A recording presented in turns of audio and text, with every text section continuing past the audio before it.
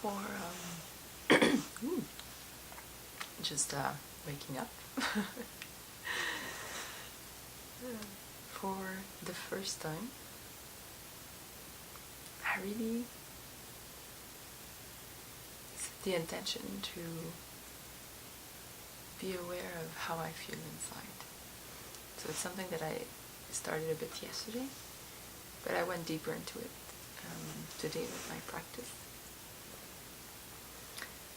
And for the first part where I meditate, where it's really the part where I try to, I guess, lower my brain waves.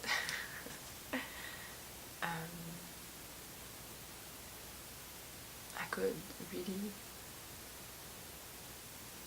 feel the only thing my emotions. And pretty much the only thing I felt was my heart.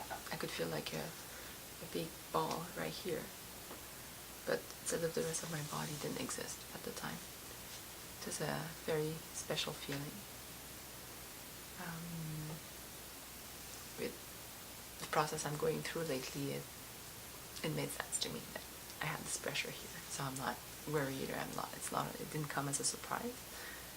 But the feeling, like to really just ask myself, okay, where are my emotional blockages at the moment? And it was all there. So it didn't only make sense to me, it just, I was just an observer, so I could feel that, but I was not questioning why, and I was not wondering how to release it. I was just, okay, it's there. This is it. So when I do that part of my meditation, I just listen to some solfeggio music.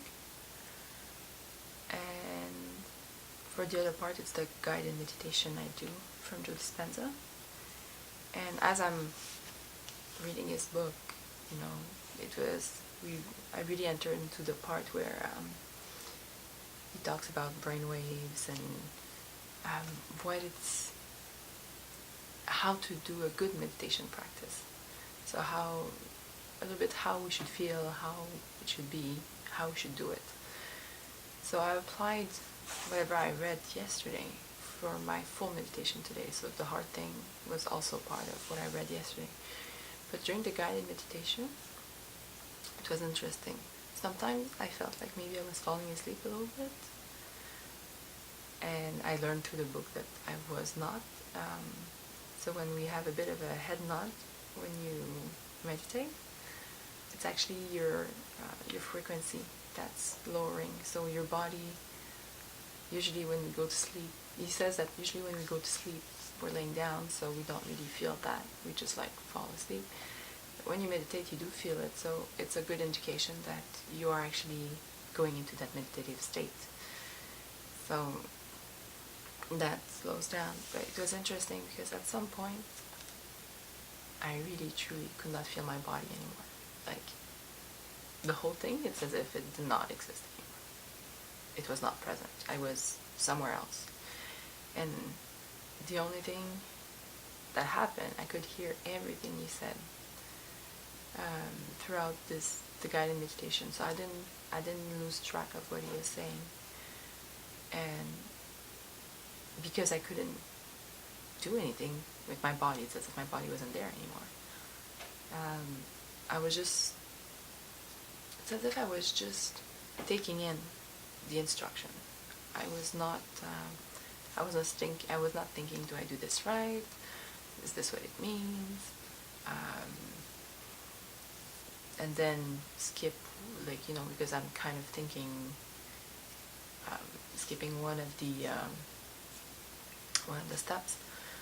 So it was a completely, totally different experience for me this morning. And I've been meditating for a long time, but it's interesting, to learn this, the detailed science behind it, or the step-to-step behind it, to make it a better practice.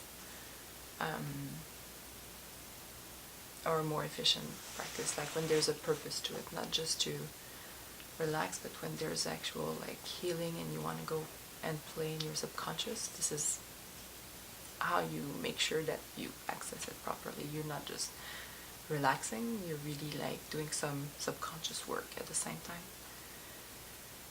So I do intend to continue to practice my meditation this way, and I feel great this morning. I feel very calm. I feel grounded, even though I didn't feel my body for a solid hour. No, I feel good, and I don't feel tired. I don't feel like I was sleeping for an hour meditating, or that I was kind of in between sleeping and not sleeping. It's not that feeling. It's really, I feel focused, but I feel very, very calm, grounded, feel good. So it's a good feeling. It's a totally different experience. I really appreciate it.